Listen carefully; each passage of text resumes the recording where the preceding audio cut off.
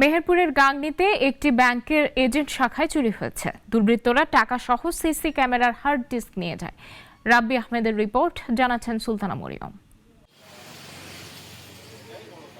মেহেরপুরের গাংনীতে বামন্দি ইসলামী bank agent শাখায় চুরির ঘটনা ঘটে।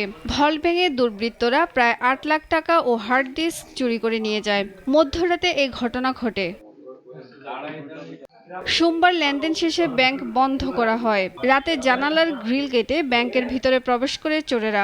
সকালে খবর পেয়ে পুলিশ ঘটনাস্থলে আসে। সে ভোল্টটাও ভাঙছে, ভাঙার পরে ওই ভোল্টের ভিতরে যা টাকা পয়সা ছিল সব টাকা পয়সাগুলো নিয়ে গেছে।